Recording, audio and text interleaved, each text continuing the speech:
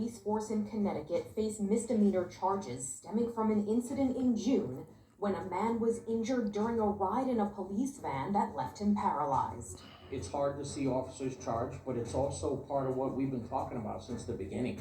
We need to be transparent and accountable. Officials in New Haven say a sergeant and 4 officers turned themselves in after being charged with reckless endangerment in the 2nd degree and cruelty to persons. In June of 2022, 36-year-old Randy Cox was in the back of a transport van when investigators say the officer who was driving stopped short to avoid a traffic accident.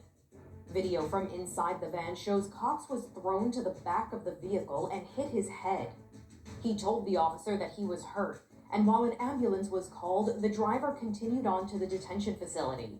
Police officials say that was a violation of protocol, and he should have pulled over and waited for an ambulance. Once the van arrived at the detention facility, Cox was unable to move and needed to be pulled out of the van. He was put in a wheelchair and then in a holding cell for processing. You can make mistakes, but you can't treat people poorly, period. You cannot treat people the way Mr. Cox was treated. The president for the New Haven Police Union said it will support the officers throughout this case.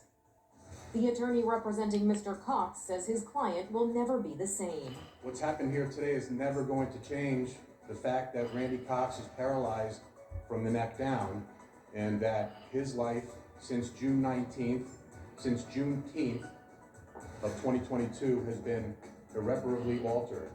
Cox's legal team has reportedly filed a $100 million lawsuit against the city and police department. For Inside